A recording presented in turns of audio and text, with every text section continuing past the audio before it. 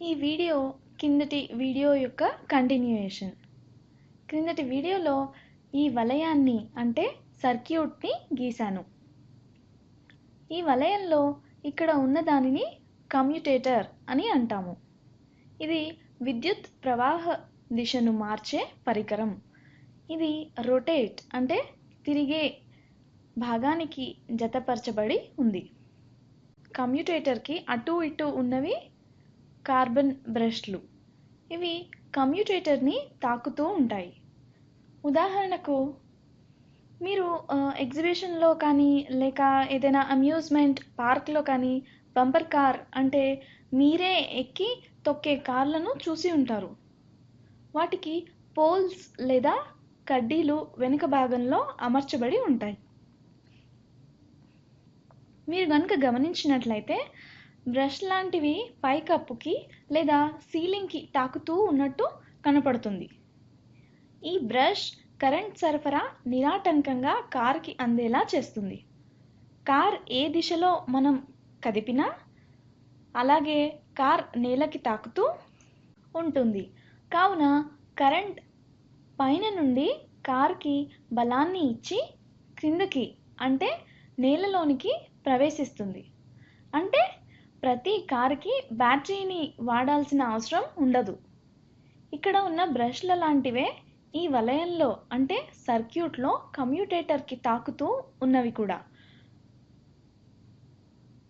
దీనిని తుడిపేసి విద్యుత్ మోటార్ నిర్మాణం గురించి మాట్లాడుకుందాం. విద్యుత్ శక్తి పైన బ్యాటరీ నుండి పాజిటివ్ టెర్మినల్ వైపు నుండి ప్రవహించడం మొదలై క్రింది దీర్ఘ చతురస్రాకార తీగ చుట్టూ లేదా ఆర్మేచర్లో నుండి నెగటివ్ టెర్మినల్ వైపుకు ప్రవహిస్తుంది. రైట్ హ్యాండ్ రూల్ లేదా యాంపియర్ కుడి చేయి నిబంధనను వాడితే ఎడమవైపు సగటు బలం క్రింది వైపుకు పనిచేస్తుందని మనకు అర్థమవుతుంది. అలాగే కుడివైపున సగటు బలం పైన వైపుకు పనిచేస్తుందని తెలుస్తుంది. ఈ ఆర్మేచర్ని 90 డిగ్రీల ఎడమవైపుకు తిప్పితే చూడండి ఇలా కనిపిస్తుంది. అంటే ఒకవేళ మధ్యరేఖ నుండి ఈ ఆర్మేచర్ కుడివైపు తీగ R యూనిట్ల దూరంలో ఉంటే 90 డిగ్రీలు ఎడమవైపు తిప్పిన తర్వాత R యూనిట్ల పైకి ఈ వైపు ఆర్మేచర్ తీగ వస్తుంది. ఈ సమయంలో బ్రష్లు కమ్యుటేటర్ని తాకలేవు. కావున సర్క్యూట్ బ్రేక్ అవుతుంది. అంటే విద్యుత్ శక్తి సరఫరా నిలిచిపోతుంది. ఇప్పుడు ఇంకొంచెం ఎడమవైపు తిప్పుతున్నాను. అంటే మొత్తం 180 డిగ్రీలు తిప్పుతున్నాను. దీనివలన ఆర్మేచర్లోని కుడివైపు తీగ ఎడమవైపుకు, ఎడమవైపు తీగ కుడివైపుకు వస్తాయి. చూడండి ఈ వైపు ఈ 90 డిగ్రీలు తిప్పిన ఫిగర్లో ఇక్కడ ఉంది. ఇంకో 90 తిప్పిన తర్వాత ఇక్కడికి వచ్చింది.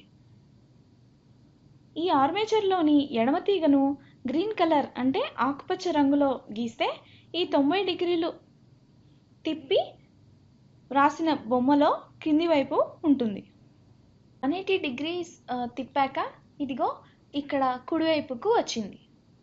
మళ్ళీ ఆర్మేచర్ కమ్యుటేటర్లకు కమ్యుటేటర్ బ్రష్లు తగులుతుంది.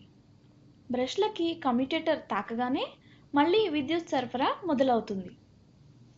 దీనివలన ఇంతకు మునుపు ఆర్మేచర్ కుడివైపు ఉన్న తీగ ఇప్పుడు ఎడమవైపు ఉంది. దీనిలో నుండి కరెంట్ సరఫరా అయ్యి సగటు బలం కిందికి పనిచేస్తుంది.